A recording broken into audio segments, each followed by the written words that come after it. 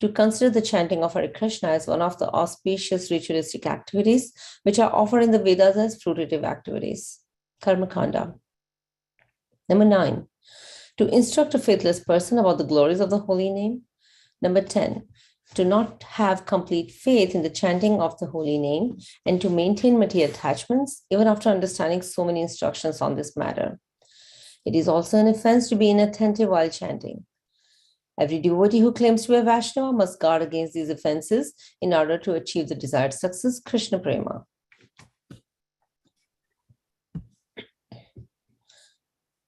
So once again, thank you very much for joining today's call and welcoming all of you. Moving on to our next session, which is Srimad Bhagavatam class. I will let all the devotees on the call to please go ahead with your introductions now. Hare Krishna, Lakshmi Mataji, Dandvat Pranam, Srila Prabhupada ki Jai, Guru Maharaj ki Jai, Priti Dasi Prabhupada. Hare Krishna. Hare Krishna, Priti Mataji, Dandvat Pranam, all glories to Srila Prabhupada. Thank you so much for joining us today, Mataji. Hare Krishna. Hare Krishna. Hare Krishna Mataji, Dandvat Pranam, Srila Prabhupada ki Jai, Guru Maharaj ki Jai. This is Arvind Das from Chicago. Hare Krishna. Hare Krishna, Arvind Das Prabhuji. Please accept my humble obeisances. All glories to Srila Prabhupada. Thank you so much for joining the call, Prabhuji. Hare Krishna.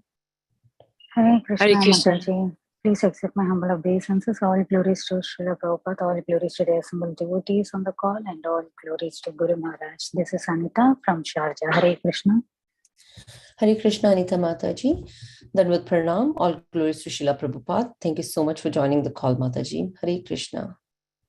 Hare Krishna, Lakshmi Mataji, Dandavat Pranam, all glories to Srila Prabhupada, all glories to Guru Maharajas, and all glories to the assembled devotees. This is Tiffany in Pennsylvania. Hare Krishna. Hare Krishna, Tiffany Mataji. Please accept my humble obeisances. All glories to Srila Prabhupada. Thank you so much for joining the call, Mataji. Hare Krishna. Hare Krishna Mataji, Dandvat Pranam. Please accept my humble obeisances. All glories to Srila Prabhupada and Shri Guru and Gauranga. All glories to the assembled devotees. Yashamati from Chicago. Hare Krishna, Yashamati Mataji. Dandvat Pranam. All glories to Srila Prabhupada. Thank you so much for joining the call, Mataji. Hare Krishna. Hare Krishna Mataji, Dandvat Pranam. All glories to Prabhupada. All glories to Guru Maharaj. All glories to assembled devotees. This is Mohini Lakshmi from Detroit. Hare Krishna, Mohini Lakshmi Mataji. Please accept my humble obeisances. All glories to Srila Prabhupada. Thank you so much for joining the call, Mataji. Hare Krishna. Hare Krishna, Lakshmi Mataji. All glories to Srila Prabhupada and Guru Maharaj. My humble obeisances to you and all the devotees. This is Krishna Kumari Devidasi from Ram. Hare Krishna, Krishna Kumari Mataji. Dandvat Pranam. All glories to Srila Prabhupada. Thank you so much for joining the call, Mataji. Hare Krishna. Hare Krishna, Lakshmi Mataji, Dandavat Pranam. All glories to Srila Prabhupada. This is Vinita Gandharvika Devidasi from Texas. Hare Krishna. Hare Krishna, Vinita Gandharvika Mataji. Dandvat Pranam. All glories to Srila Prabhupada. Thank you so much for joining the call, Mataji. Hare Krishna. Hare Krishna, Lakshmi Mataji, Dandvat Pranam, Srila Prabhupada ki Jai, Guru Maharaj ki Jai. This is Shamagauri Dasi from Charlotte. Hare Krishna, Shamagauri Mataji. Dandvat Pranam. All glories to Srila Prabhupada. Thank you so much for joining the call, Mataji. Hare Krishna.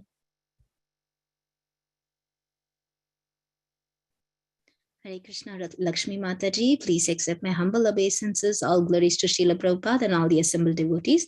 This is Indulekha Karna Devi Dasi from Lincoln. Hare Krishna, Indulekha Mataji. Dandvat Pranam. All glories to Srila Prabhupada. Thank you so much for joining the call, Mataji. Hare Krishna.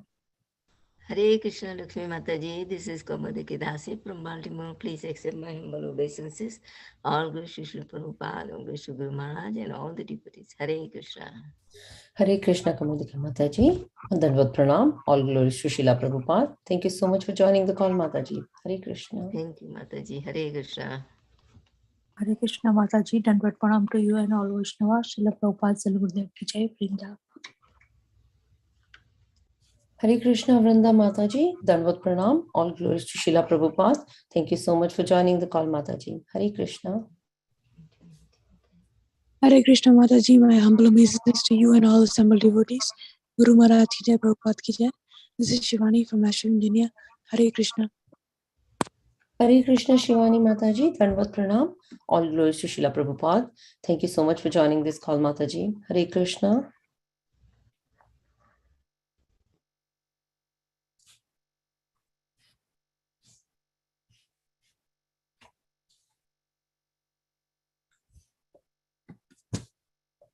Welcome to Bhakti Sangha conference call. We are extremely fortunate to have His Grace Radhika Vallabha Prabhu here with us today.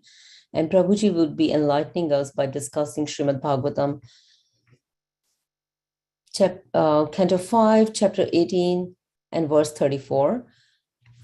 Hare Krishna Prabhuji, Dandavat Pranam, all glories to Srila Prabhupada. Thank you very much for your valuable time and association this morning. And without further ado, I would like to request you to please take over from here. Hare Krishna.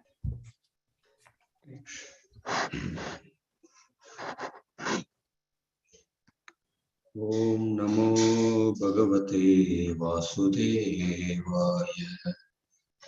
Om Namo Bhagavate Vasudevaya. Om Namo Bhagavate Vasudevaya. Narayanam Namaskritya Naram Chaiva Narottamam Devim Saraswatim Vyasam Tato Jayamudiraye.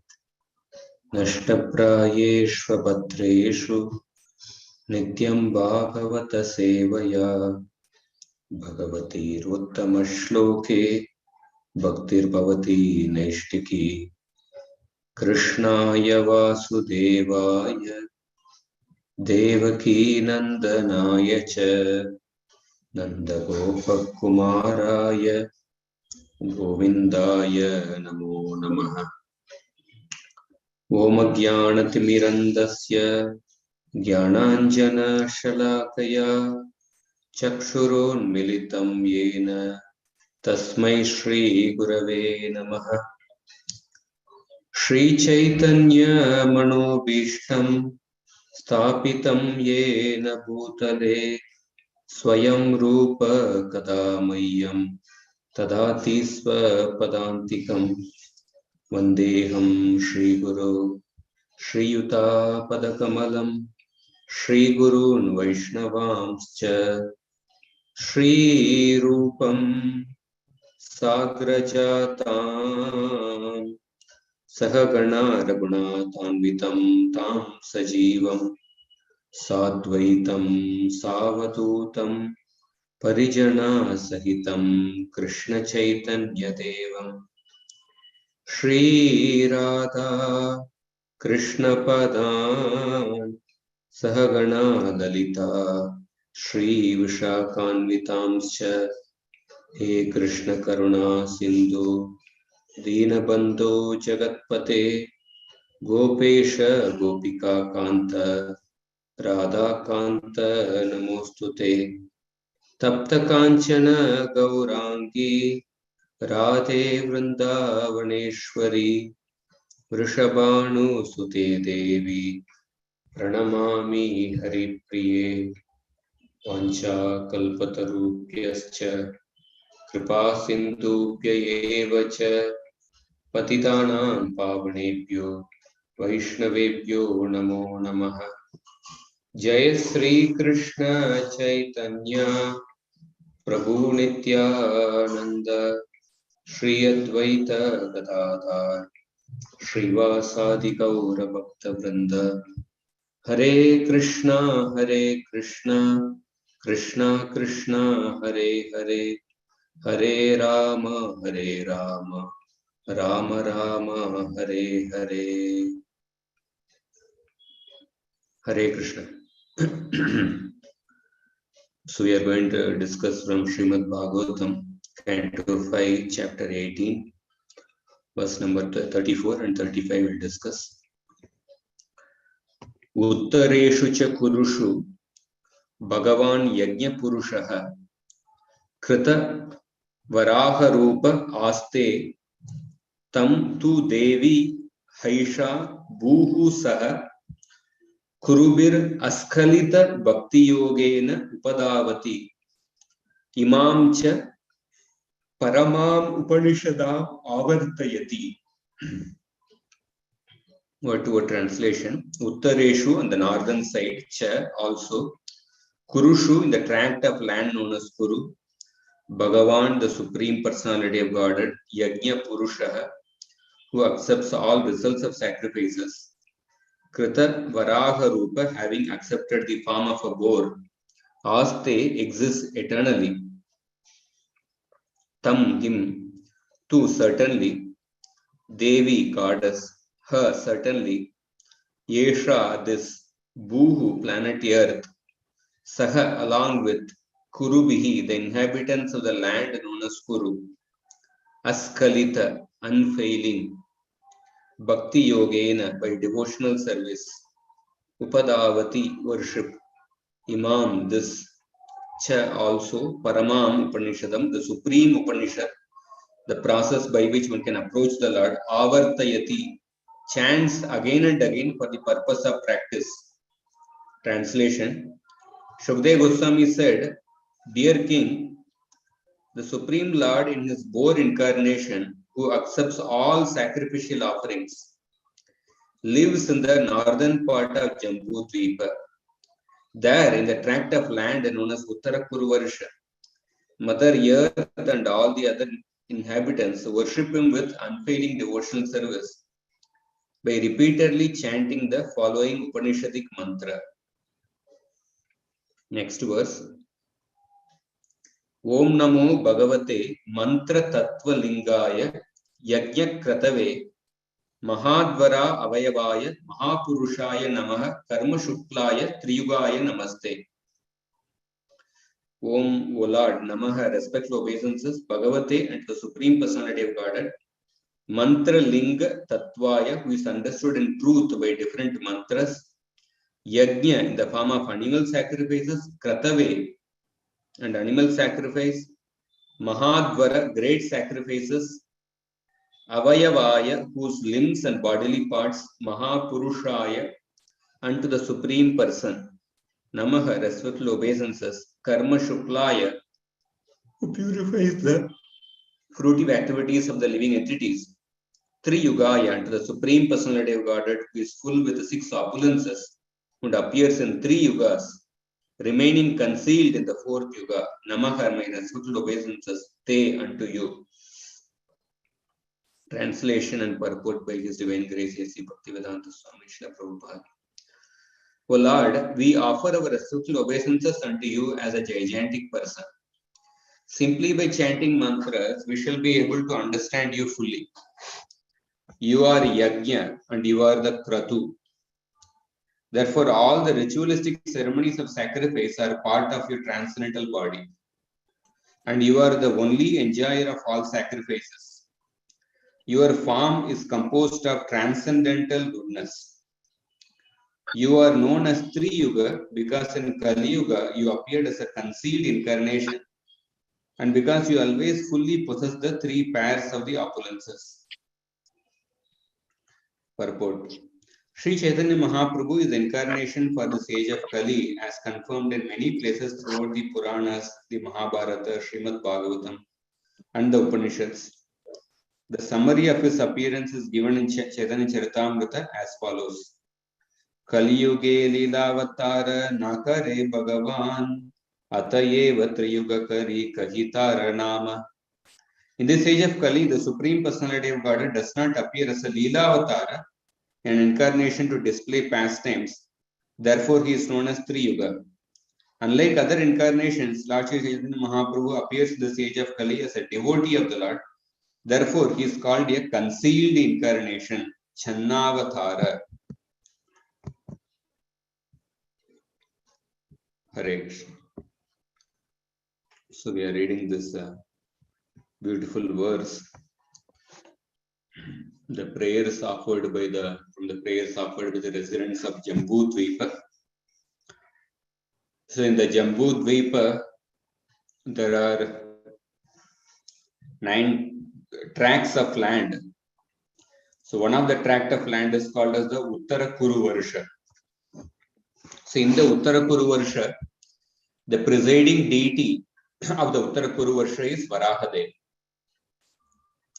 So that Varahadev is worshipped by Bhumi Devi along with the residents of Uttara Puruvarsha. So we are beginning this section of the prayers offered by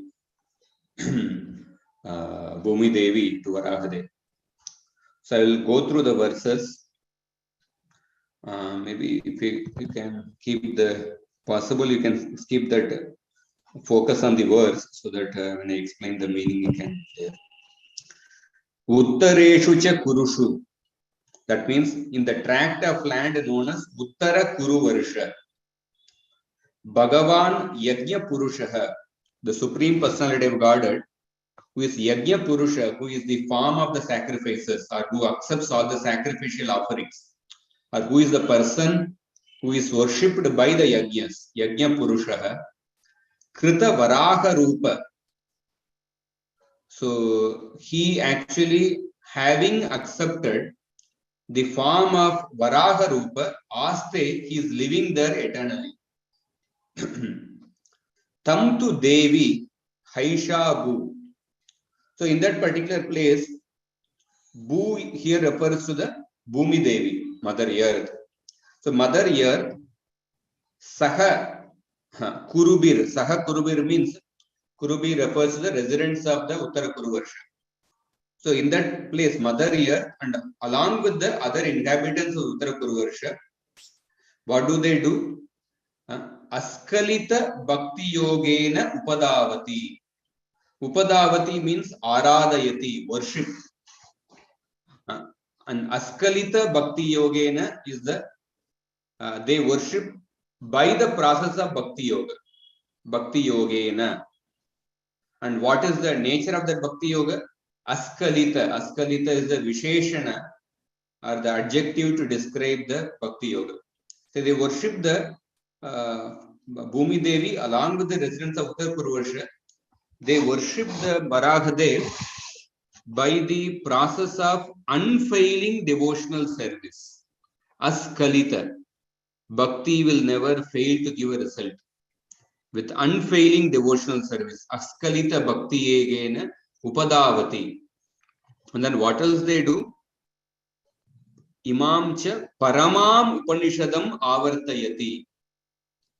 So Avartayati means Japati. Japati, that means they chanting repeatedly. They chant the following prayer, Paramam Upanishadam, or they chant and repeatedly chant the Imam Paramam Upanishadam. Imam means the following Paramam Upanishadam, the Upanishadic mantra. So Imam cha Paramam Upanishadam Avartayati. The next verse. Om Namo. What is that particular mantra by which they worship the Varahadev form? That is the next verse. Om Namo Bhagavate Mantra Tattva Lingaya. Om Namo Bhagavate.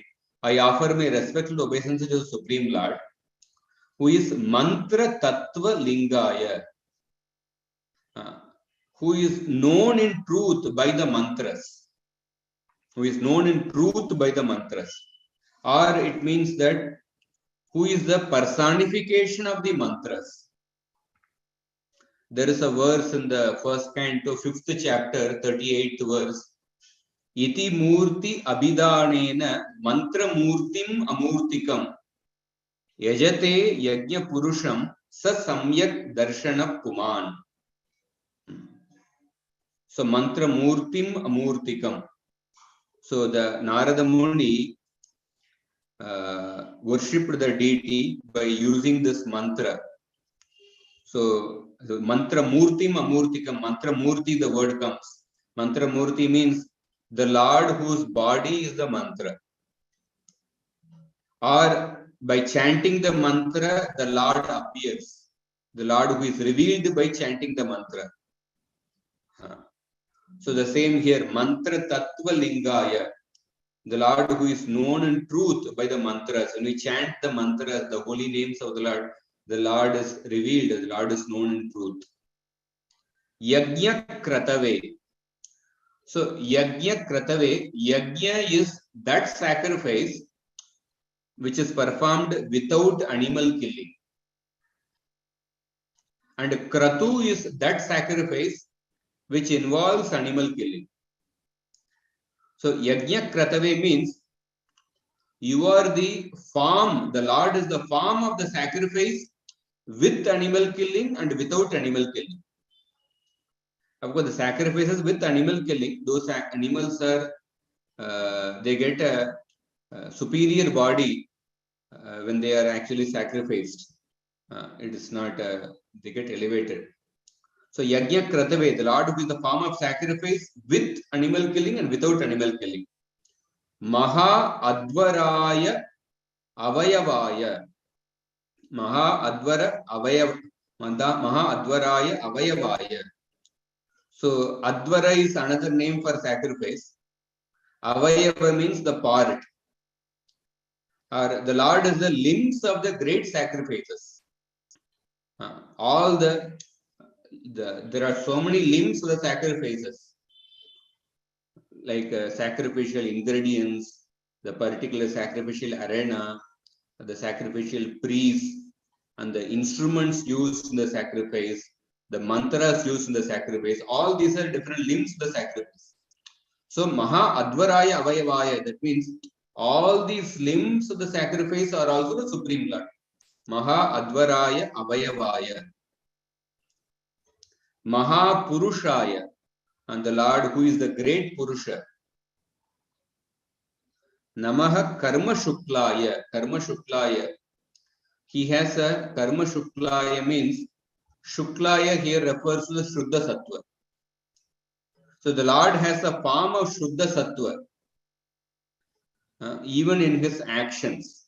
Means like his form is made of Shuddha Sattva and his actions are also in Shuddha Sattva. They are beyond the three modes of nature. And Tri Yugaya. So basically all these are describing that Lord. I offer respects to that Supreme Lord who is known in truth by the mantras, who is the form of sacrifice with and without animals, who is the limbs of the great sacrifices, who is the great Purusha, and who has the form of Shuddha Sattva, and whose actions are in Shuddha Sattva, and Tri Yugaya. So Tri Yugaya here refers to who appears in three yugas visibly. So in Kali Yuga also Lord appears, but because in Kali Yuga he appears in a covered form, as in the form of a devotee, he is called as Tri Yugaya.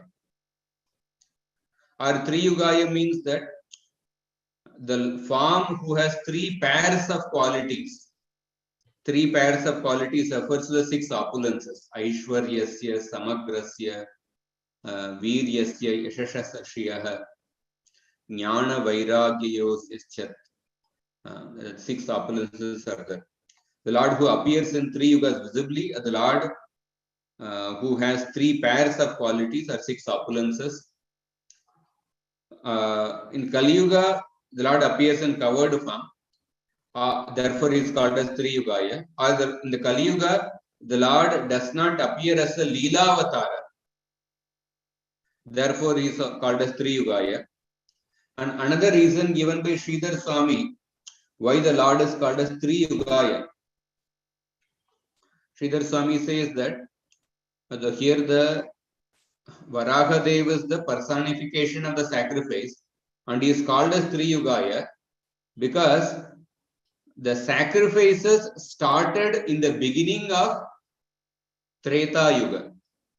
The Vedic fire sacrifices were not present in the Satya Yuga. What is the pramana for this?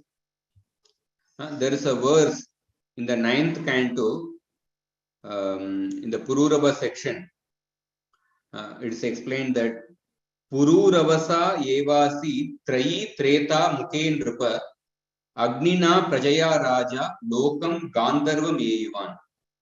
So at the beginning of Treta Yuga, King Pururava inaugurated the Karmakanda sacrifice. So Pururava inaugurated the Karmakanda Vedic fire sacrifice at the beginning of Treta Yuga. This verse mentions the 9th canto. That means the the Karmakanda fire sacrifices were not present in the Satya Yuga. So therefore, the Lord Varahadev is called as Tri-Yugaya. Because he is the form of the sacrifices, and because the sacrifices were not present in Satya Yuga, therefore he is called as Tri-Yugaya. This is another reason why he is called as Tri-Yugaya. So interestingly, we see Prabhupada writes in the purport, in Kali Yuga, Chaitanya Mahaprabhu does not appear as a Leela-avatara. He quotes the Pramana from Chaitanya Charitamrita. Therefore, he is known as Tri-Yuga. But the interesting point is, the Leelas performed by Chaitanya Mahaprabhu are much more than, in one sense, the other incarnations. If you see Chaitanya Charitamrita, Varahadev's Leela comes in 3rd canto, chapter 13 and 17, 18, 19. But Chaitanya Mahaprabhu's Leela is in 9 volumes of Chaitanya Charitamrita. But technically, Chaitanya Mahaprabhu is not a Leela Avatara. So therefore, the Lord is called as Tri-Yugaya because he does not appear as a Leela Avatara in Kali Yuga. So this is about the verse. So I will discuss something related to the verse. So here we see the Varahadev is called as the form of sacrifice, personification of sacrifice. In the 4th canto, in the Daksha Yajna, when the Lord appeared in the sacrifice of Daksha, the Daksha Yajna, the Lord Shiva's followers had actually destroyed the sacrifice and they had killed many people, and the whole sacrifice had turned into a crematorium. A sacrifice is supposed to be a highly pure, auspicious place, but the Lord Shiva's followers had spoiled everything. It became like a crematorium. It became an inauspicious place. But just like Lord Vishnu appeared in that sacrificial arena of Daksha, which had turned into a crematorium, similarly, Lord Chaitanya Mahaprabhu appeared in the dark age of Kali. Kali Yuga is also like a dark age, but Lord appeared as a Lord Chaitanya Mahaprabhu. So this is a beautiful comparison Prabhupada gives. So there, when the Lord appeared, Vishnu appeared, so different people in the Daksha sacrifice, they actually glorified, they offered prayers to the Lord. The Brahmanas say that Tvam Kratustvam Havistvam Hutasha Swayam Tvam hi mantra samit darba patranicha Tvam sadasya ritvijo dampati devata Agnihotram svada soma ajyam pashuhu. You are the sacrifice, the oblation, the fire, the mantras, the vessels, fuel, and the kusha grass. You are the assembly, the priest, the sponsor, and his wife. You are the devatas, the offering to Agni, the mantra swada, the soma, the ghee, and the sacrificial animal. So here the Brahmanas are glorifying the Lord, how the Lord is the personification of sacrifice. Krishna says, Aham kraturaham yajna swadaham aham aushadam mantroham aham evajyam aham agnir aham putam. The same thing what is described in this Bhagavatam verse, Krishna also says that I am the ritual, I am the sacrifice, I am the offering to the ancestors, I am the healing herb. And then the Brahmanas glorify the Lord as Tvam puragam rasaya mahasukaro damshraya padmini varanendro yatha. In the past, in the form of a great boar, stuyamano, while being praised by the sages, you nadal leelaya yogibir, you very easily lifted up the earth from the water with your tusk. Like an elephant lifts the lotus while you roared. So here the Lord is called as Trayigatra. That means the Lord is the personification of the Vedas. or he is the form of the sacrifice. Trayi Gatra, personification of the Vedas. So therefore, if a person worships the personal form of the Lord, it is equivalent to studying the 4 Vedas 24 hours a day. Simply by decorating the deities of the Lord, one very minutely studies the injunctions of the Vedas. In that way, even a Kanishta Adhikari who is in touch with deity worship, he is understood to be in direct touch with the purport of the Vedic knowledge. And one who studies the Vedas with his intelligence, he is also considered to be worshipping the Lord. Adyeshyate cha ya imam dharmyam samvadam avayo jnana yagyena tenaham ishtasyam itime matihi. Krishna says that one who studies this conversation with one's intelligence, he is actually worshipping me. In the Bhagavad Gita at the end he says. So therefore, and also in the third canto, when the Varahadev appeared, the sages, the residents of Janaloka, Tapaloka, Satyaloka, they offered very beautiful prayers glorifying how the different limbs of Varahadev is they represent the different aspects of the Vedic fire sacrifice. It's described in very great detail. They say that, O unconquerable Lord, Jitam Jitam Te, Jita Yajna Bhavana, Trayim Tanum Swam Paridunyate Namaha. O source of sacrifice, we offer respects to the boar who shakes his body made of the 3 Vedas, in whose hair pores the oceans merge. We offer respects to you who have the form of a boar, the source of the universe. Rupam Tavaitan Nanu Dushkrutatmana. The sinful people cannot see your form as a sacrifice. Durdarshanam Deva Yat Advaratmakam. From your skin arose the verses Advaratmakam. Chandamsi Yasya Tvachi Barki Romash. From your hair holes arose the kusha grass. Ajyam Grishitang Angrishu Chatur Hotram. From your eyes arose the ghee which is used in the sacrifice. And from your feet arose the 4 hotras. The 4 hotras refers to the 4 actions of the 4 types of priests. There are 4 types of priests who represent the 4 Vedas. Those priests are Hotra, Advaryu, Udgata, and Brahma. So the actions performed by them, they are called as Hotras. So from your feet arose the 4 Hotras. So Prabhupada, and then they explained that Srik Tunda Asit Sruva Isha Nasayur. The sacrificial ladle called Sruk arose from the tip of your mouth. And then the ghee ladle called Sruva arose from your nostrils. There are different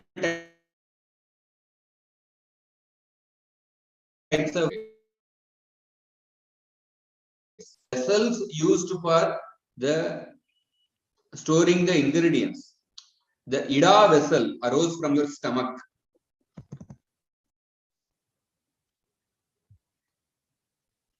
And the Soma container, the Soma Rasa is used in the sacrifice. The container for Soma Rasa arose from your ears. Prashrita vessel appeared from your mouth. And the ladle for offering that Soma Rasa into the fire, that arose from your mouth. And the chewing of the offering is our fire sacrifice. And then before the sacrifice, the Yajaman is supposed to undergo a Diksha for performing the sacrifice. And that Diksha arose from the Lord's many appearances. And then there are like different aspects of the sacrifice, which we don't know the technical meaning of that. So, but the point is that all the different aspects of the sacrifice represent the different limbs of the Varahadev. Therefore, in summary, those residents of Janaloka, Tapaloka, Satyaloka, they glorify Varahadev as Namo Namaste Akila Mantra Devata Dravyaya Sarva Kratave Kriyatmane Vairagya Bhaktyat Majayanu Bhavita Jnanaya Vidya Gurave Namo Namaha. We offer respects to you who are all materials for sacrifice, the Devatas and the Mantras, who are the whole sacrifice and are the form of all things related to sacrifice. And we offer repeated respects to you, Namo Namaha, the Guru of knowledge, who should give realized knowledge by conquering our minds through bhakti endowed with material detachment. So, in this way, they are glorifying the Lord. So, here Prabhupada writes about the certain class of people called as Vedavada Rathas. So they are the so-called strict followers of the Vedas. They follow the Vedic fire sacrifices, but they do not believe in the incarnation of the Lord. What to speak of actually believing in the Lord's incarnation as the Varahadev. Varahadev is the boar incarnation. Usually nobody likes to go near the boar because boar lives in filthy places. But here Varagadev's form is considered to be the personification of the Vedic sacrifice, personification of the Vedas. So that shows how his form is transcendental and his actions are transcendental. So this Vedavada Rathas, they do not surrender to the person Krishna. Namam Dushkrutino Muda Prapadyante Naradama Mayaya Apakrita Jnana Asuram Bhavamashrita. 4 types of people do not surrender to Krishna. One type of people is Mayaya Apakrita Jnana. So their knowledge is stolen by the illusion. So it refers to people who have Vedic knowledge but who don't surrender to the person Krishna, person Varahadev, because their knowledge is stolen by the illusion. So they say worship of the different personal forms of the Lord, they consider that to be anthropomorphism. That means it's like worshipping something like a human being or a living entity as God, like projecting the human conception on God. So these people are considered as dushkritinaha because they don't have the sukruti, they are not worshipping the Supreme Lord. So these strict followers of the Lord who condemn the eternal forms of the Lord may know from Bhagavatam that such incarnations are personified forms of the Vedas. And that is what we find in the description. So we see sometimes, so these Vedavada Rathas, they consider the Karmakandi section of the Vedas to be all in all. They say that there is nothing beyond this. Yamimam pushpitam vacham pravadantya vipashchitaha Vedavada Rathapartha Nanya Tastiti Vadinaha. So the Karmakanda section, they promote a person to heaven, but that is only an intermediate result. But they consider that intermediate result mentioned in the Vedas to be the ultimate goal of the Vedas. So that is the mistake of the Vedavada Rathas. So they want to avoid the service to the personal form of the Lord by giving the Karmakanda Vedas as the Pramana. And sometimes, like Prabhupada says in the 3rd chapter Gita, Arjuna used Krishna consciousness as an excuse for avoiding his Kshatriya duty, Varnashram duty. Sometimes the devotees who may be worshipping the personal form of Krishna, they may give Krishna consciousness as an excuse for avoiding one Kshatriya, one Varnashram duties. Here the Vedavada Rathas, they quote the Vedic literatures as the Pramana, and they say the Karmakanda section of the Vedas as the all in all, and they avoid worshipping the personal form of the Lord. So here, when we talk about Karmakanda sacrifice, we have to talk about Karmakanda sacrifice and Karmakanda mindset. So the Karmakanda psychology. So Karmakanda sacrifice, people perform Karmakanda sacrifices generally in order to fulfill their fruitive desires, fulfill their material desires. So this fruitive mentality or a Karmakanda mindset can be present even in the path of bhakti. So sometimes we may condemn the Karmakanda sacrifices, but we may not realize that while performing bhakti, we may have we may not realize that we may have a Karmakanda system or a Karmakanda mindset. Like I was just discussing that there are, yesterday only I was discussing with somebody about this point. So he was saying that he was in one place in India. He was performing certain ceremony for his guru. So there was a Harikatha was going on, and then in another place there was a fire sacrifice was going on. So fire sacrifice was going on, chanting of the mantras was going on, and the Harikatha was going on. So the speaker who spoke in the class, so this fire sacrifice which is going on there, it is useless. It is useless, and like this devotee was taken aback. He said, when the fire sacrifice was going on, he was performing a like Shraddha ceremony for his spiritual master, the fire sacrifice. And the speaker was saying that this fire sacrifice is useless. So, and he was quoting Karma Kanda, Jnana Kanda, Kevala Vishera Banda, Narottam Das Thakur's that prayer, bhajan, where he says Karma Kanda and Jnana Kanda are parts of poison. So this devotee was little, like it was shocking, it was hurt right in the mic. The fire sacrifice was going on, it is useless. Then he was just conversing with me.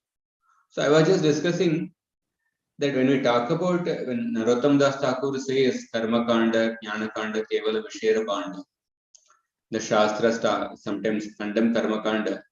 They are basically speaking from the point of view of transcendence. From the platform of transcendence, pure devotion to Krishna.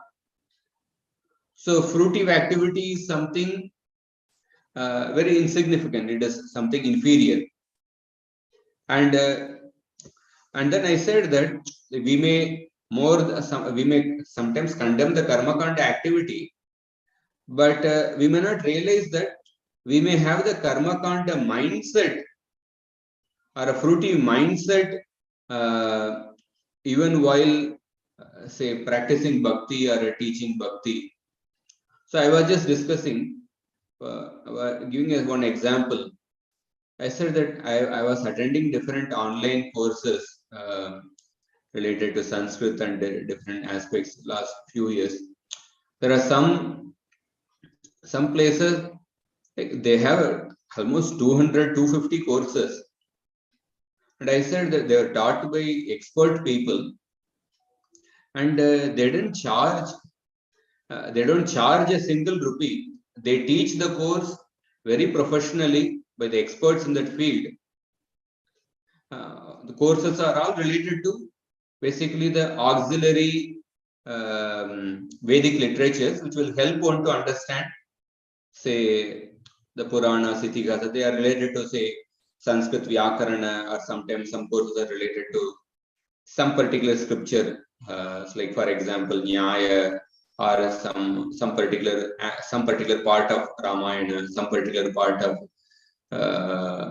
Vedanta Desika's book, like that. So I said all these courses are taught by the experts, and they don't charge a single rupee. And at the end of the course, they say that whatever you pay, whatever you wish, you can pay as you like. And they have the system like that. So I said that some of these people, they may not know the ultimate, maybe the people who are conducting these courses, they may not have the ultimate goal of the Vedas to be pure bhakti, or some of them may be Advaitavadis may be teaching, or they may be more into karma kanda. But the system which they follow for teaching these courses, it does not have the karma kanda mentality, because they just teach the course with dutifully, with full effort, and then they said at the end you may pay as you like. And then I told, but sometimes we have, when we are teaching the bhakti courses, the first step we tell for joining the courses, you pay this much amount of money. And bhakti is the ultimate conclusion of the worship of the Supreme Lord, is the ultimate conclusion of the Vedas. Vedescha sarver ahameva vedyu. Although we may be giving the topmost essence of the Vedas, but the system which we follow is the first thing, you give the money and then we start teaching, then you can listen to the class. So I told that we may be teaching the highest aspect of the scripture, but the system for our teaching is based on the karma kanda. It is based on the fruitive mindset.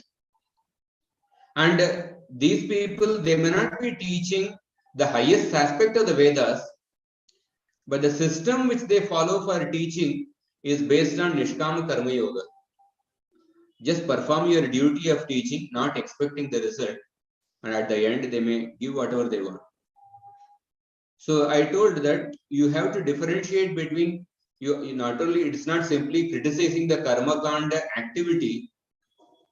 The Vedavada Rathas consider the karma kanda activity to be the all in all.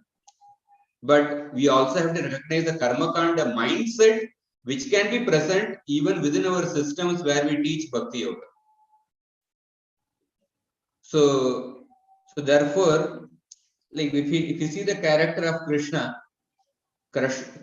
actually, he stopped the Indra Yajna in the Vrindavan, but the same Krishna, he worshipped the Devatas, considering them to be his different limbs in Dwaraka.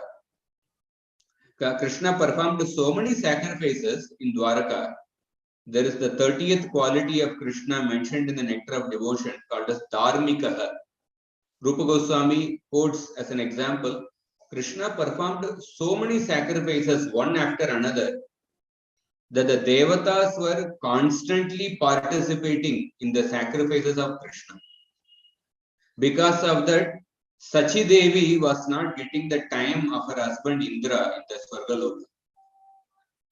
And she was very upset. My husband is not here only, he is all the time in Dwaraka. So she started praying for the appearance of Buddha so that the fire sacrifices stop. Of course, it's a sarcastic verse, Rupa Goswami says. But the purpose of the verse, why Rupa Goswami is mentioning this verse, is that Krishna was performing so many fire sacrifices, this thing. But when you consider the karma kanda sacrifices to be all in all, then one considers the intermediate goal to be the ultimate goal. And so there is just like Varahadev appeared and he lifted the mother earth from the depth of the Garbhodaka ocean.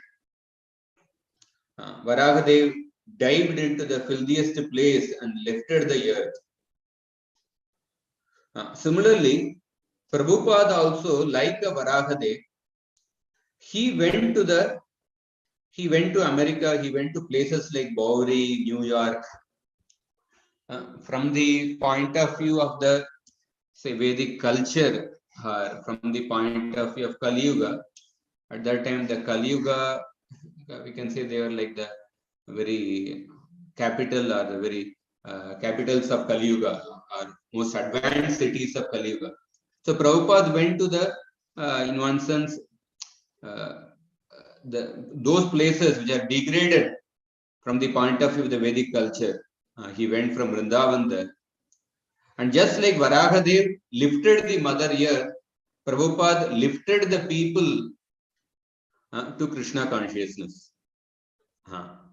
And by that, Srila Prabhupada actually lightened the earth, removed the burden of the earth by making them as Vaishnavas. And Varahadev, if you see the appearance of Varahadev, Varahadev appeared as a very small form from the nostril of Brahma. But within a short time, Varahadev expanded into a huge size. So Prabhupada went as a very small man, both in his size. Prabhupada was a short man. And also Prabhupada went in an unassuming way, just with 40 rupees in his hand, with no followers, just with a trunk of books. He started in a very small way. And just like Varahadev expanded to a huge form in a short time, Prabhupada created ISKCON, built so many temples, established so many centers within a short time.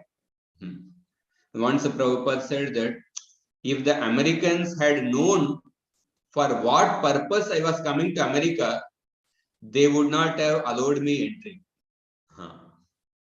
So in a short time, he actually established made so many devotees. So, and the residents of Janaloka, Tapaloka, they glorify. They say that, O Lord, O lifter of the earth with its mountains held by you on the tips of your tusks appears beautiful. It is like a lotus with its leaves held on the tusk of the mad elephant rising from the water.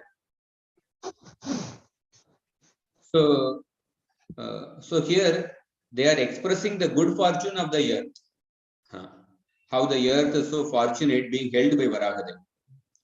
When the gopis were searching for Krishna, when Krishna disappeared from their midst, and the gopis were frantically looking for Krishna, they were asking everyone about Krishna. So the gopis, they saw the earth and they asked the earth, Kim te kritam kshititapo bata keshavangri sparshot savot pulakitangaruhair vibasi apyangri sambhava guru krama vikramadva aho varaha vapusha parirambanena. So the gopis said that they told, they were asking Mother Earth, O Mother Earth, what austerity did you perform to attain the touch of Keshava's lotus feet? So when they were seeing the earth, there were, they saw the actually, so many, like grass was there, they were able to see the grass in the earth. And they felt that the grass in the earth to be like the hair of Mother Earth. And the gopis felt that Mother Earth, out of her ecstasy of being touched by Krishna, her hairs are standing on end. Because the gopis felt that wherever Krishna must be in contact with the earth. So earth is so fortunate. Earth is having the constant association of Krishna.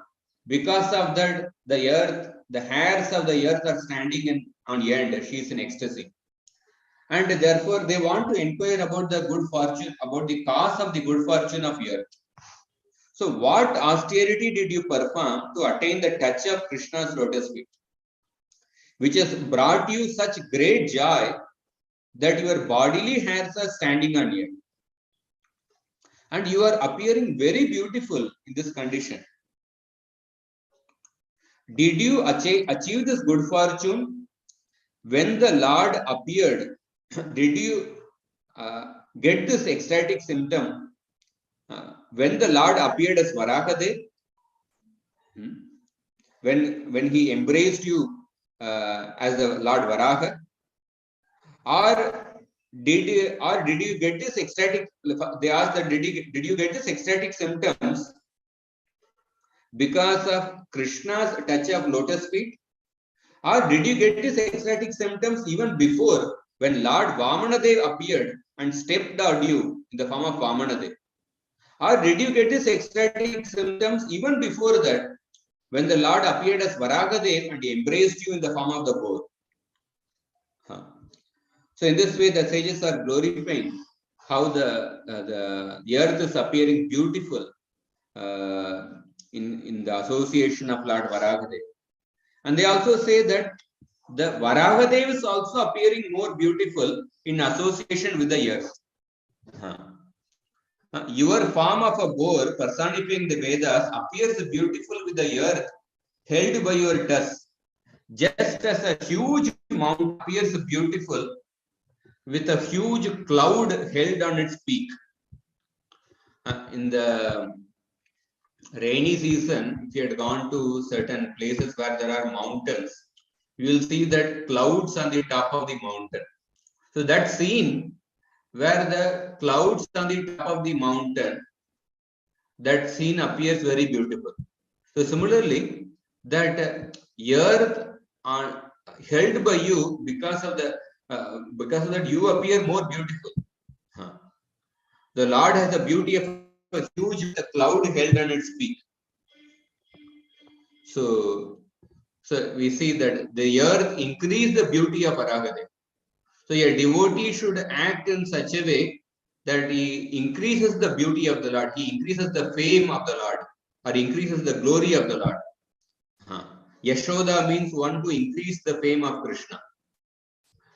And then these residents of Janaloka, Tapaloka, they said that Vidunvata Vedamayam Nijam Vakur Janas Tapas Satya Nivasino Vayam Sata Shikodduta Shivambu Bindubir Vimrujyamana Vrishamisha Pavita.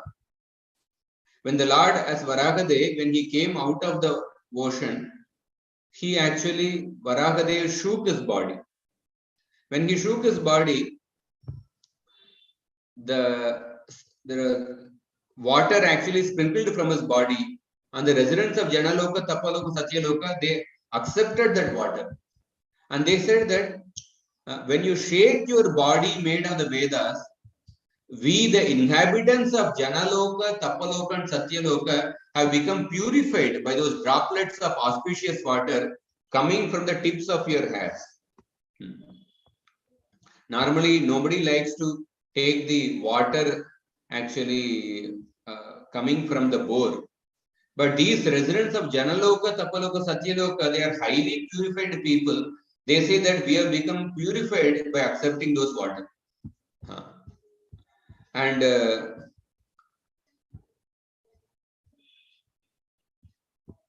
lastly, I'll just talk.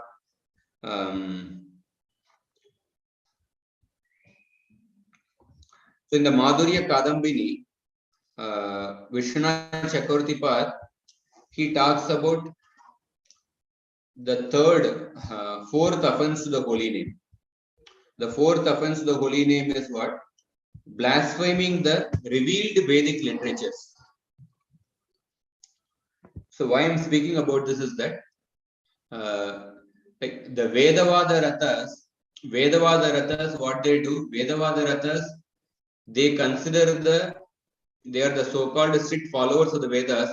They consider the different auxiliary aspects of the Vedas to be all in all, and they don't worship the person Krishna.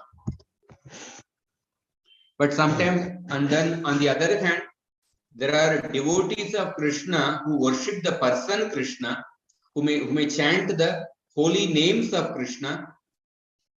But the devotees of Krishna may criticize the portions of the Vedas.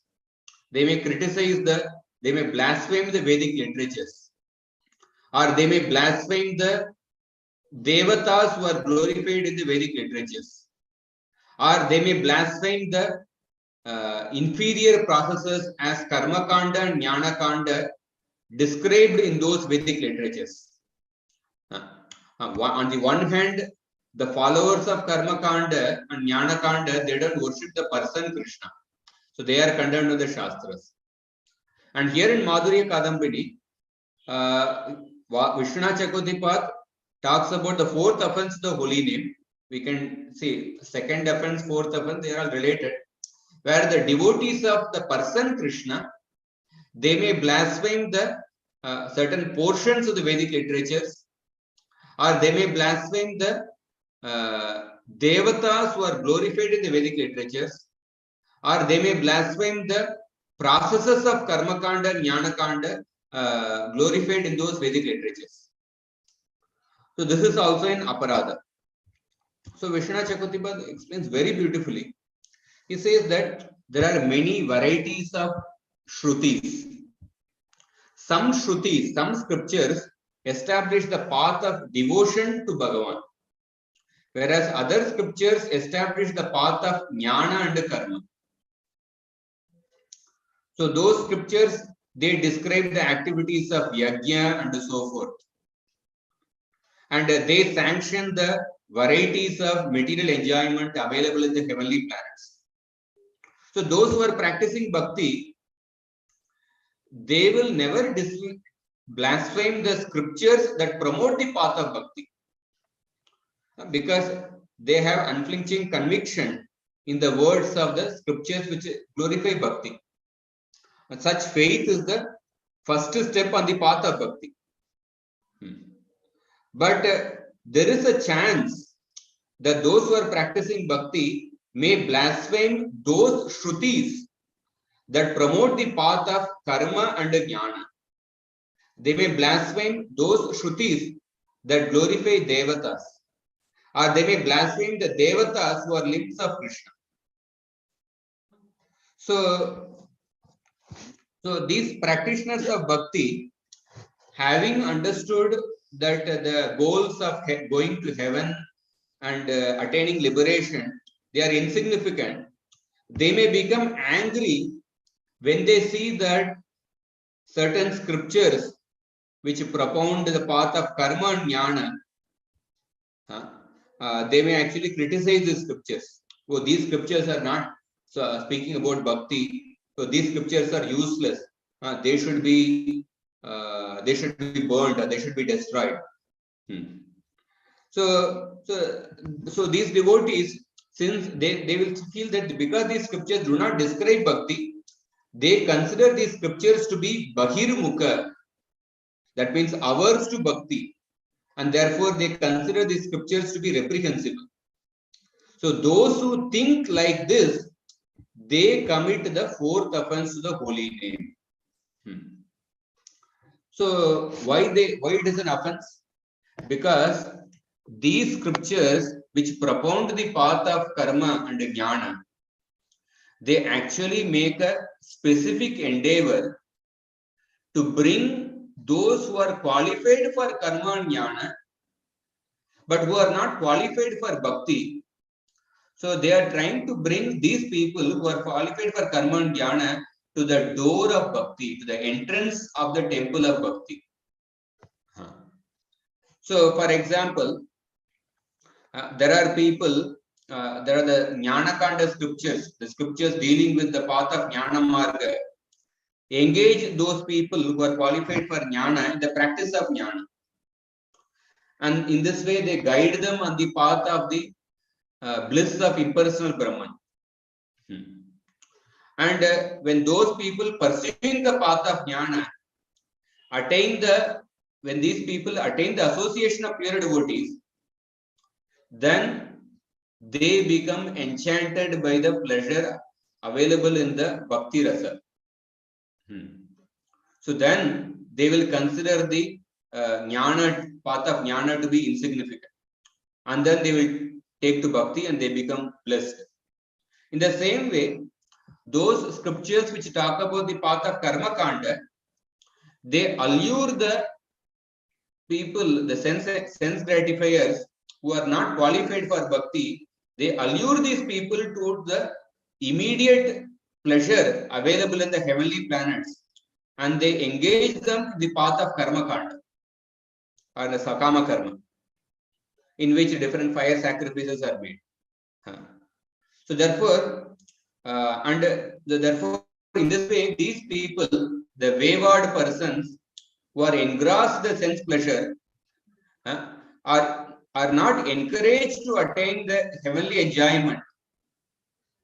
They will become, suppose if these people who are interested in sense enjoyment, if these people are not encouraged to follow the path of karma kanda to fulfill their desires, then what will happen? They will become opposed to dharma and they will become opposed to their prescribed duty. So therefore, they will become even more undisciplined. So therefore, these scriptures, out of great mercy, these scriptures dealing with karma kanda, they give instruction to such persons to bring them to the path of karma kanda. So therefore, in the course of performing the pious acts, when they are performing these pious activities mentioned in the Shastras, karma kanda activities, so then these people will certainly receive the association of some exalted devotee. Then as a result, they will understand that the results of karma kanda are actually a source of misery and they are temporary. And then by the mercy of some devotee, they will actually take up the path of bhakti. So therefore, if you are a practitioner of bhakti marga, if he happens to commit this offense, what offense? Of blaspheming the Vedic literatures which describe the path of karma kanda and jnana kanda, or if they blaspheme the paths of karma kanda and jnana kanda, then such a devotee can be freed from it by the receiving the association of a devotee who explains the true import of the Shrutis, which deal with the karma kanda and jnana kanda. And by the association of such a devotee, after getting such an understanding, then with the same mouth with which they blasphemed those scriptures, with the same mouth they blasphemed those processes, they must glorify those processes with the same mouth. And then he should repeatedly honor those who engage in karma kanda and jnana kanda under the shelter of those scriptures. And then moreover, he should also loudly chant the holy name. In this way, one can rectify the offense he has committed. So here we see, like for example, as I mentioned, the Vedavada Rathas, they only consider the karma kanda yajnas to be all in all. They don't worship the person Krishna. But those devotees who commit this fourth offense, the holy name, they worship the person Krishna, but they disrespect the limbs of Krishna. The limbs of Krishna are the devatas. The limbs of the Krishna are all these different karma kanda sacrifice. Because we saw how the karma kanda sacrifice, all the different aspects of the karma kanda sacrifices, they arise from the different limbs of the Supreme Lord. So when you blaspheme these process of karma kanda and jnana kanda, and when you blaspheme these scriptures, then although one is worshipping Krishna, one is disrespecting the limbs of Krishna. So how do we rectify this offense? By the association of a learned devotee, we understand the true import of these scriptures dealing with karma and jnana. And then after understanding this, one must glorify these scriptures. One must repeatedly honor those who engage in karma and jnana under the shelter of the scriptures. And then one should also chant the holy name. In this way, one can absolve of the offense one has committed. So therefore, in the section of Varahadev, at the end, Maitreya Rishi speaks a very beautiful verse glorifying about Varahadev. Yo Gajendram Jashagrastam Dhyayantam Charanambujam Kroshantinam Karenunam Krichrato Mochayat Dhrutam Tam Sukaradyam Rajubir Ananya Sharane Nrubi Kritagnya Kona Seveta Duraradyam Asadubihi.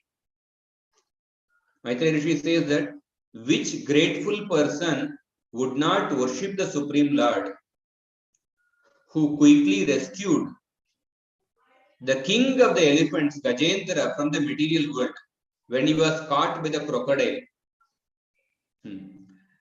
while his wives lamented as he meditated on the lotus feet of the Lord, and who is willingly worshipped by the sincerely surrendered souls, while not worshipped by the crooked. He's saying, Tam Sukaradyam Rujubir Kritagnya Kona Seveta. So, which grateful person would not worship the Lord? So, that means if a person is not worshipping the Lord, he is not grateful. So, Prabhupada says that every living entity must feel grateful for the benedictions offered by the grace of the Lord. Anyone, therefore, with a simple heart of gratefulness must be Krishna conscious and offer devotional service to the Lord. And those who are actually thieves and rogues do not recognize or acknowledge the benedictions offered to them by the Supreme Lord. And they cannot render him devotional service. Ungrateful persons are those who do not understand how much benefit they are deriving by the arrangement of the Lord. So with this I will end. Today what we discussed how the form of Aragadev is the personification of sacrifice. And we discussed about the mindset of the Vedavada Rathas. And we also discussed about the Karmakanda activity and Karmakanda mindset. How the fruitive mindset can be present even in the practice and the propagation of Bhakti Yoga. And we also discussed that the fourth offense, the holy name, from the Madhurya Kadambini. One may Vedavada Rathas, how they don't worship the person Krishna, but they consider the Karmakanda portion to be all in all. But sometimes the devotees who worship the person Krishna, they may blaspheme the other aspects of the Vedic literatures which describe Karmakanda and Jnanakanda. And we discussed the real purpose of those Shrutis is to bring the people who are not qualified for Bhakti, but who are qualified for Karmakanda and Jnanakanda, to bring those people the entrance of the temple of Bhakti. And how do we rectify that offense? By understanding the true meaning of those scriptures, by hearing from the devotees who comprehend those scriptures, and then with the same mouth we blaspheme, we glorify those scriptures, and we also respect those who follow those paths of Karmakanda and Jnanakanda, and also by chanting of the holy names we can rectify this offense. Hare Krishna. So I'll stop here. Prabhuji. Thank you very much, Prabhu, for a beautiful class and summarizing, many aspects which are complex to understand, and you have summarized nicely, Prabhu. Prabhuji, I have one question, Prabhu. This yes, Prabhu. When we talk about Tri Yuga, right? Tri Yuga means the Leela avatars of the Lord only, right, Prabhu? So, but we specifically specify these three colors, Prabhu: white, red, and black. Like many Leela avatars, right, Prabhu, in each Yuga. So why do we specify this white, red, and black, Prabhu?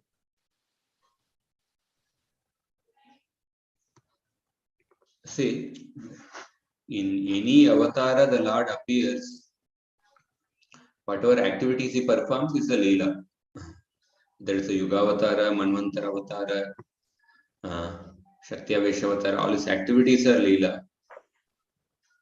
But Leela avataras are a separate category of avatars.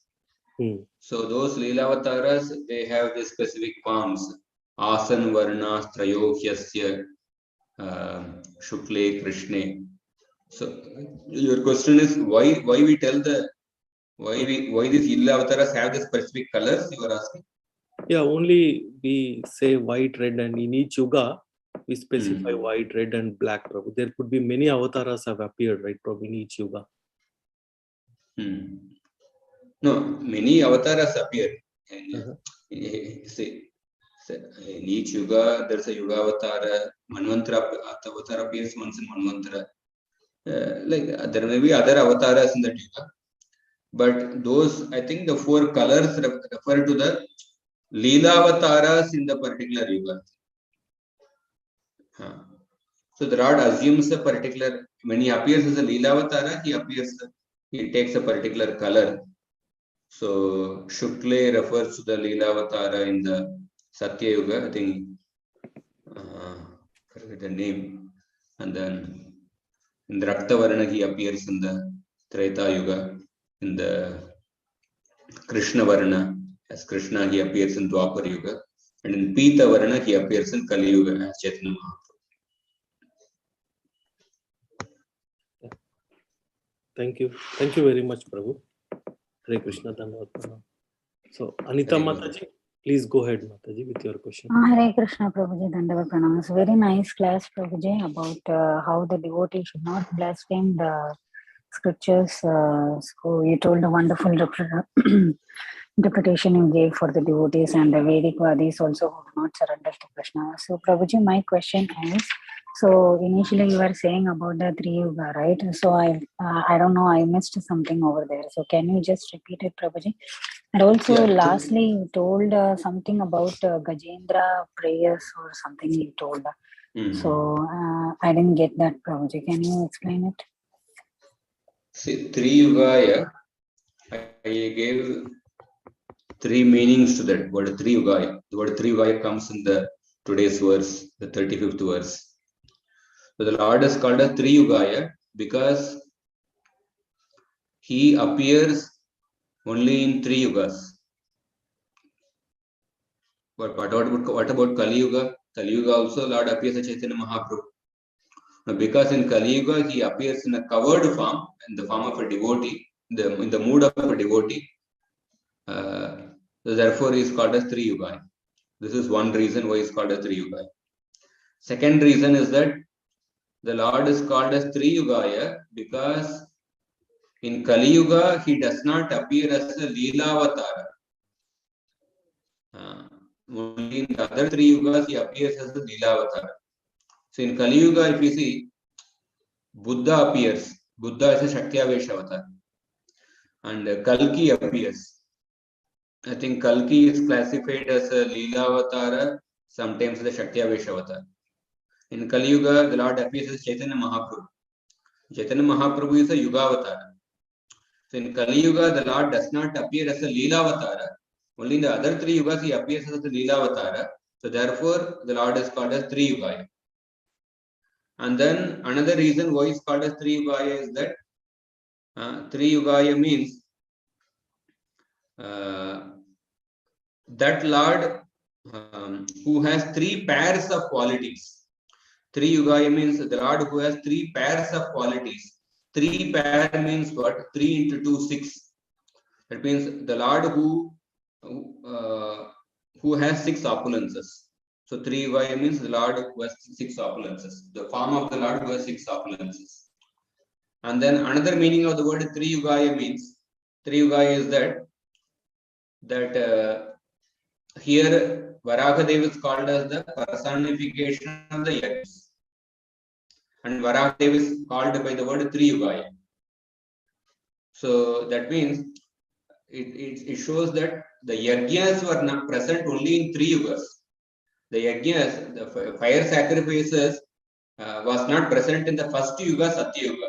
The yajnas were inaugurated in the Treta Yuga by Pururava. I gave a quotation from the 9th canto. In the Pururava chapter, if you see the last chapter in the 9th canto, in the Pururava chapter, last verse of that Pururava chapter in the 9th canto, the last verse says that Pururava inaugurated the fire sacrifice in the Treta Yuga. Because the fire sacrifice is present only in Treta Yuga, Dwapar Yuga and Kali Yuga, therefore Varahadev is called as Three Yugaya. Because Varahadev is the personification of the fire sacrifice, and the fire sacrifice was inaugurated only in the Treta Yuga. He is present only in 3 yugas. Therefore, he is called as Three Yugaya. These are the different reasons why the Lord is called as Three Yugaya. Is it clear? Yes, Prabhuji. Thank you so much. So one thing in this, third reason he gave us 3 pairs of qualities, which is 6 opulences, you told, right? So Yes. 3 pairs of qualities in the sense all the wealth, renunciation. Yes. That's what you meant, right? Yes. Yes. Okay, thank you, Prabhuji. Yes. Yeah, thank you so much. And the last one, lastly, you told about Gajendra, right? So Gajendra, actually, this verse is yeah. like comes at the end of the Varahadev episode, 3.19.35-36.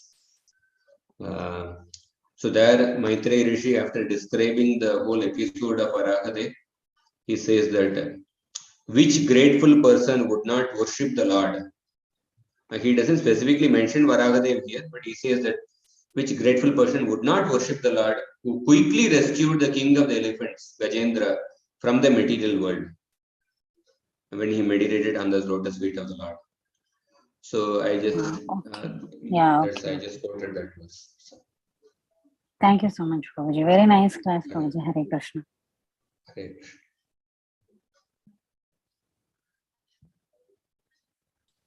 Hare Krishna devotees, if anybody has any questions or comments, please go ahead.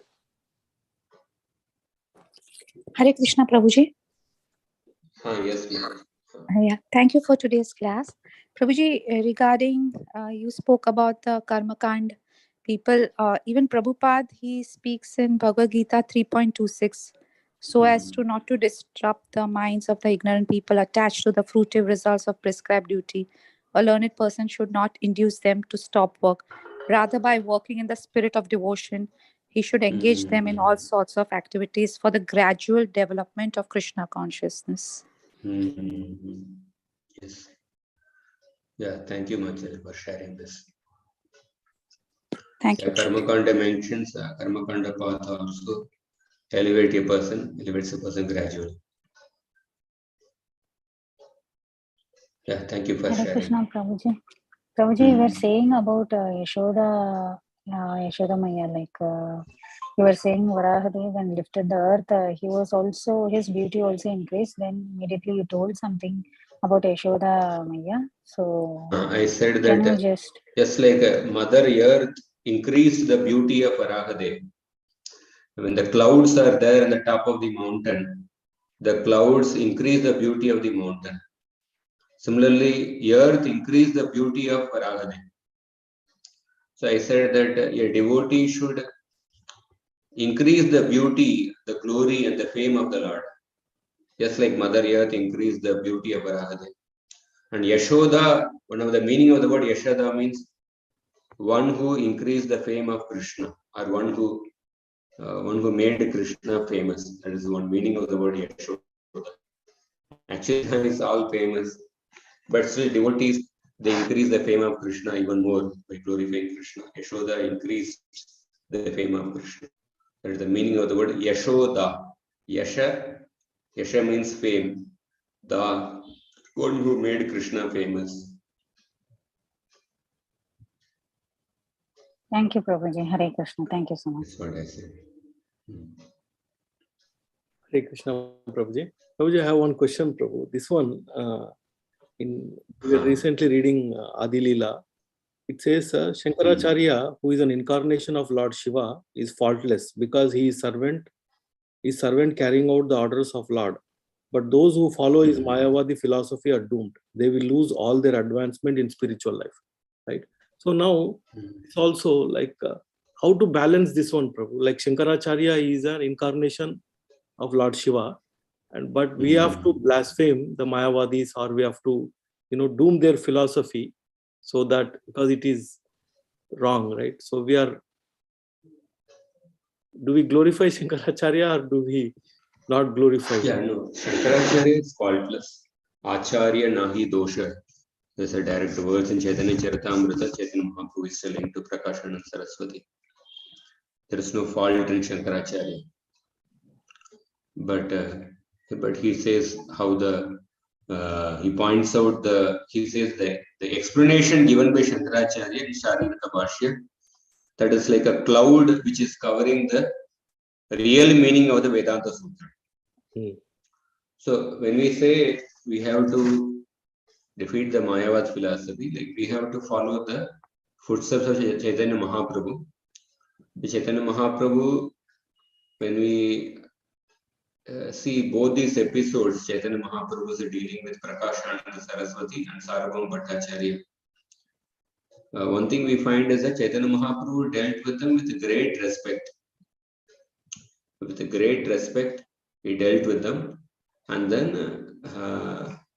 he defeated their philosophy. So therefore, sometimes we may say Mayavad philosophy is wrong, but we fail to follow the culture of respect while dealing with them, because many of them, they are very strict followers of the Vedic culture, Vedic rituals. But only the philosophy has to be debated. We should respect them for their culture, but in the name of the culture, we should not compromise the philosophy. And in the name of philosophy, and let us not fail to respect their culture. So therefore, we should respect them for the culture, but discuss with them on philosophy. So we have to see how Chaitanya Mahaprabhu conquered Prakashananda Saraswati by his beauty, by his humility, and by his philosophical discussion. First thing, Mahaprabhu sat at the feet where people would wash their feet. So by that, he attracted them by his humility. And then there was an effulgence around his actual body. So he attracted them by his beauty, by the Brahman effulgence around him. And then Prakashananda Saraswati, that opened up Prakashananda Saraswati's heart. And then Mahaprabhu discussed with them philosophically. Sarvabhauma Bhattacharya also, if you see, Chaitanya Mahaprabhu was hearing Sarvabhauma Bhattacharya for 7 days and 7 nights. 7 days he heard. I don't know whether he heard a night, but 7 days he heard. So first he actually he showed us, he presented himself as a student, submissively he heard. But because he had a very strong faith, his faith will not be shaken. Because sometimes when we don't have a strong faith, our faith can be shaken if we give a submissive oral reception.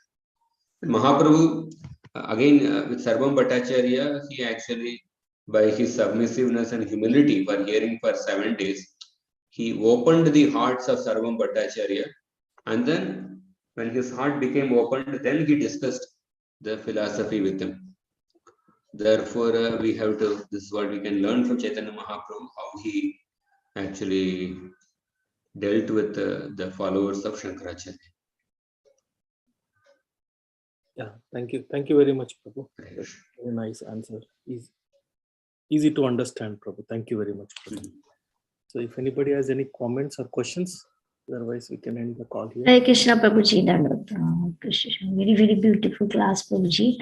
So, Prabhuji, I have a question like Lord Buddha also incarnated in Kali Yuga. So do we consider his color or form or something like that? Color, form, I don't remember. Sometimes, yeah, maybe this Bhagavatam describes the Buddha incarnation, how he appeared when the Vedic fire sacrifices were used for killing the animals indiscriminately. That time he appeared to stop those fire sacrifices out of compassion towards those Brahmanas and also out of compassion towards those animals who were being killed. So I don't know, remember the reading his form and color. Yeah. So what is he called, Prabhu? Means what kind of incarnation? It's called a Shaktyavesh avatar. Okay. Sometimes it's a living entity who appears as Buddha. Sometimes the Lord himself may appear. Shaktyavesh avatar. It's different yugas, yuga cycle is different like that. Sometimes a living entity may appear as Buddha. Sometimes the Lord himself may appear, but he comes into the category of Shaktyavesh avatar. Yeah. Thank you. By his Shakti, he actually bewildered, or he preached atheism. That means he preached atheism means reject the Vedas. He told. But for a purpose, sometimes it's like for an emergency, for people to stop the indiscriminate animal sacrifices, he preached atheism by telling them to reject the Vedas. And then later Shankaracharya came and brought the people within the Vedic fold. The Shankaracharyas, he has an immense contribution. Shankaracharya brought the people within the Vedic fold.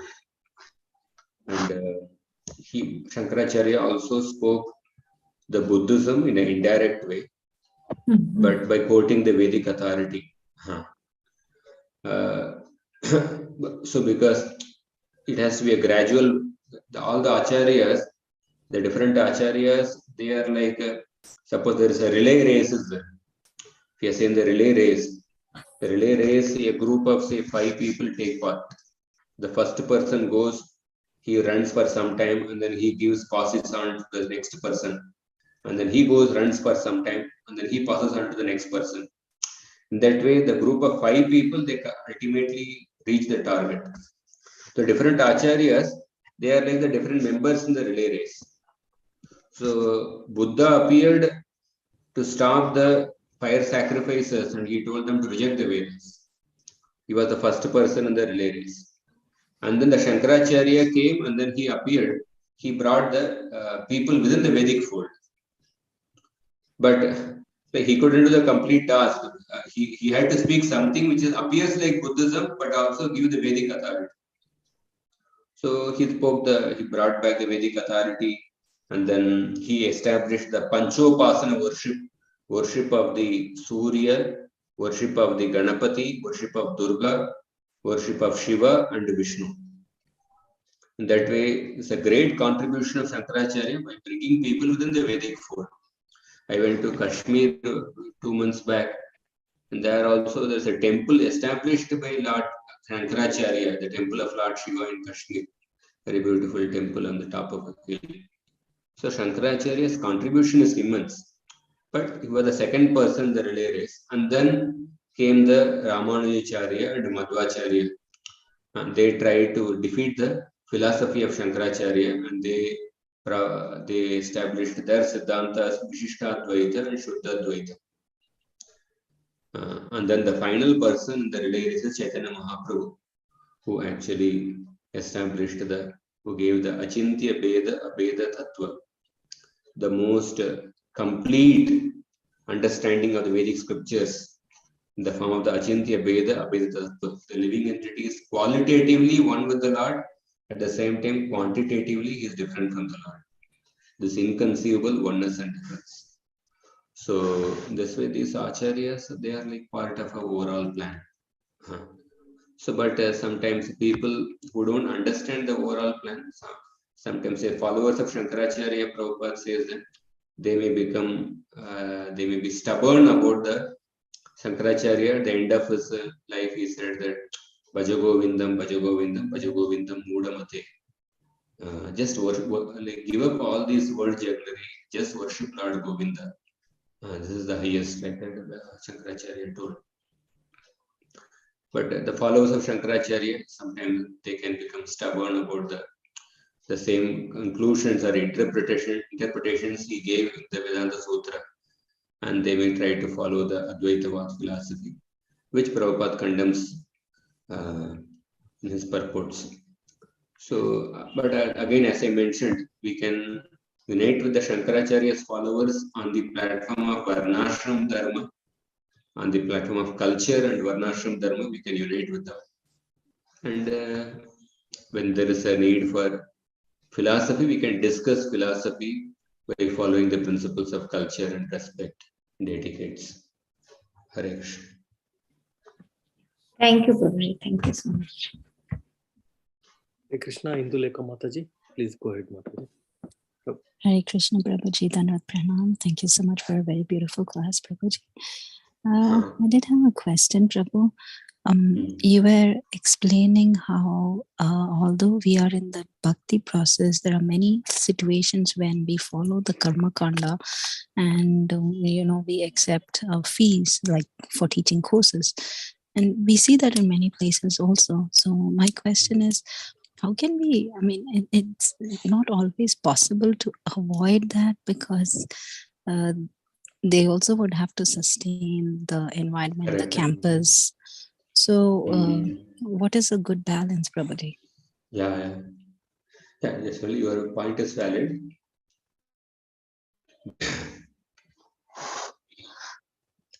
Yeah, there are definite practical considerations. So many times we don't have the capacity to, especially certain courses, there's a staying arrangement, prasadam fees, and these things are required. At the same time, like I was telling about the online courses, there's no prasadam or hall charges or accommodation, and there we can just keep it, pay as you like. Sometimes one may think, one of the thing in Kali Yuga is that unless people pay something, they don't take it seriously. Prabhupada was giving a program somewhere in America, and they had charged some fee of $4, $5 per program in some hall. And Prabhupada said that, see, if people don't pay something, they don't take it seriously. We can have charges like that, Prabhupada told. That aspect is also there, but also it's a Shastric principle, and also Prabhupada has given different quotes strictly about, say, professional Bhagavatam reciters making Bhagavatam as a business. And there are many Shastric quotes about making Shastric education as a business or something like that. Because if you see in any scripture, it will talk about the adhikari for the book. Any Vedic scripture will talk about the adhikari for the book. Adhikari is the qualification for that knowledge. But you can name any scripture. Is there any one scripture in the Vedas, the Sanatana Dharma, which tells the adhikari as somebody who has paid this much amount of money? Whether it is Gita or Bhagavatam or Vedanta Sutra, Vyakarana or Nyaya or Mimamsa.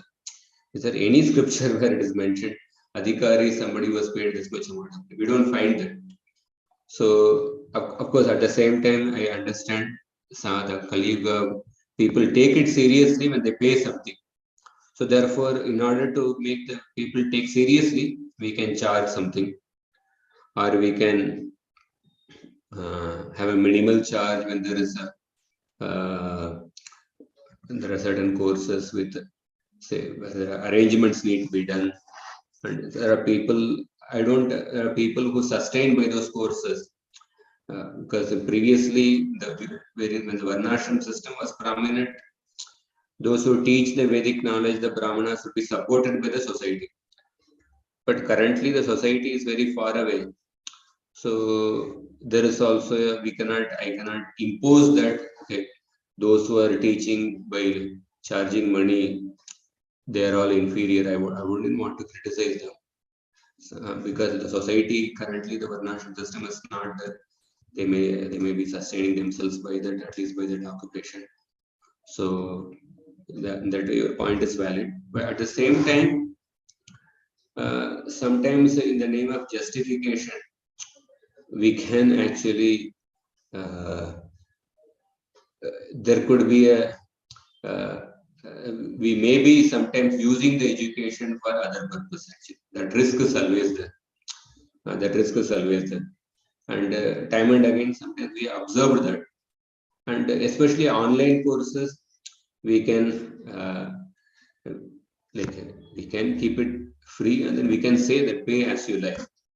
Because by that, what we are giving is that you are giving an experience to the people of being a recipient of selfless service. Like when you see in this world, right from the birth of a person, in every aspect of our life, we pay something to get. Right from, say, the child birth, and right from the, say, KG thing in the school. There are schools in Bombay where yearly fees is 1 lakh, 2 lakh, like that. Even such pre-education they pay. So when you are paying everything for everything in your life, when you are not a recipient of some selfless service, then when that person grows up, then he will never get the idea that I have to do something selflessly without expecting anything in return, because he has never experienced something being a recipient of selfless service in his life.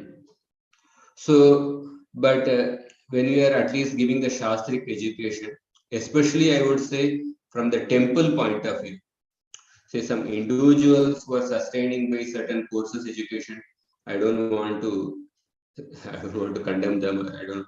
But as I said, they will be maintaining them. There will be different considerations. But from the point of view of the temple or organization, if they can make the education as a priority and not use as a tool for, say, fundraising, then what we are doing is that we are giving the people an experience of being a selfless service.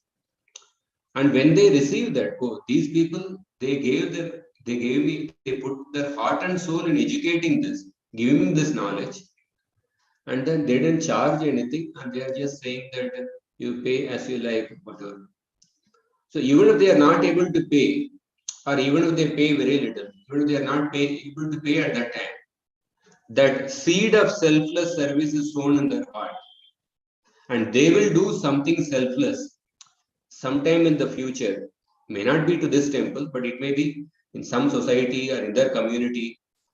So what you are actually sowing you are creating the legacy of selfless service.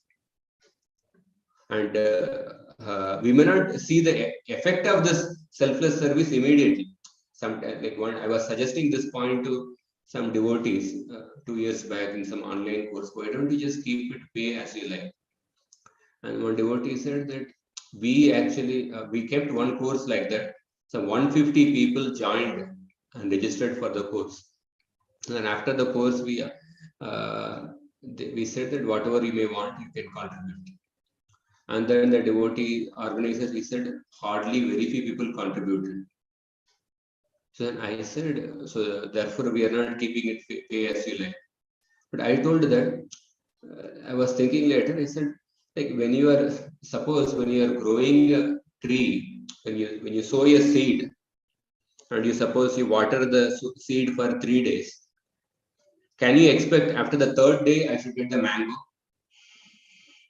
No, that is how we are thinking that I gave this 3-day course for free, and so I should get the result of this course after the 3 days. So it is a completely it's unnatural expectation. So when you are sowing the seed of a tree, suppose a mango tree, first of all, the fruits will come after many years. And secondly, the fruits are not there for you to enjoy. The fruits are there for the other people to enjoy, next generation. That is how you sow the seed, you sow the tree. So similarly, education is also like sowing the seed. When we do something selfless in education, and that person who has received that seed, he will do something selfless in some part of a society, some part of the world. And those fruits are not there for us to actually expect to enjoy. And they will be somebody else will be the recipients. In this way, we actually we carry on we create the legacy of selflessness. And it's basically, when we talk about spiritual organizations, it's not that they should use education as a tool for other projects. Rather, the other projects should facilitate the education. That is how I believe. Suppose like temple construction requires a big funds, but education is nothing but constructing temple in the hearts of the people. So, but when we for the constructing people in the temple in the hearts of the people, that is also temple construction. For that, we will not actually commercialize it. And there are many Shastri quotes about how keeping the education as actually free. Those who teach the Shastra for money and those who learn the Shastra by paying money, both are actually criticized in the Shastra. But again, I want to say that, as I mentioned, there could be certain exceptions who will be just sustaining their lives by educational courses. Because the current society, Varnashram is very way away from the Varnashram society where the Brahmanas are not maintained. So I don't want to criticize them or something. That's all right. But at least from the point of view of the temples and organizations, when we keep the education as a priority, it will be good. And even if we suppose, the lastly I would say that, suppose when we say that only when people pay, they take the course seriously. Even then, we can follow this principle of not charging for the education. How we can follow? We can say that, okay, this course, we charge this much amount of money. And if you attend the course, say 90% of the course, something like that, we will return the entire money at the end of the course. And those who attend less than that, we return, say 50% of the money, and 50% will go to this activity. So like that, we can actually, even then we can, this is something in between thing where we make the people serious by making them pay. At the same time, we are not completely selling education. And then after that, at the end of the course, when they voluntarily pay something, they get the credit for giving. They get the credit for giving say dakshina to the teacher, and the teacher gets the credit of giving the knowledge selflessly. So both of them advance actually. But instead of that, the teacher also sells the knowledge, and the student also takes the knowledge by paying. Both are compromising the principle. So this is how actually I'm just thinking. I don't know whether it's...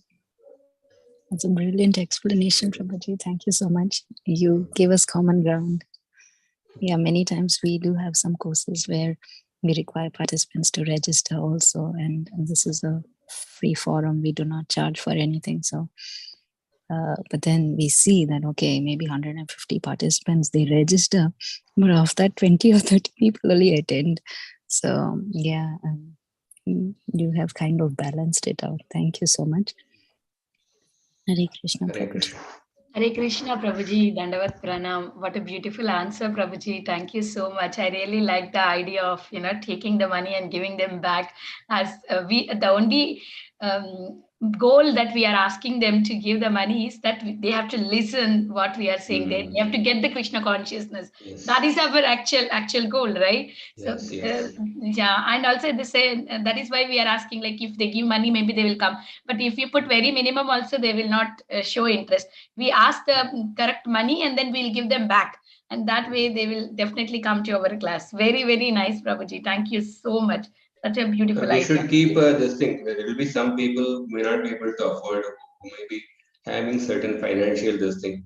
We should keep something. Those who have financial difficulty, please write. So that suppose some people, they don't have the money to pay even for certain amount, although it will be returned at the end of the course. So we can give some room for them also. There could be that way. We are actually, because Krishna consciousness is not meant only for elite people. It is meant for everyone actually. So some people may be financially struggling actually. So should keep that open. Thank you, Prabhuji. Sure, Prabhuji. That's very nice. Hare Krishna. Hare Krishna, Prabhuji. Can we end the class here, Prabhu? Yes, sir. Yeah. Thank you very much, Prabhu, for your valuable association and time. Look forward your further association, Prabhu. Vancha kalpatarubhyascha kripa sindhu bhevacha patitanam pavanebhyo Vaishnavebhyo namo namaha. Antaraj Srimad Bhagavatam ki jai, Srila Prabhupada ki jai. Grace Radhika Vallabha Prabhu ki jai. Thank you so much, Prabhuji.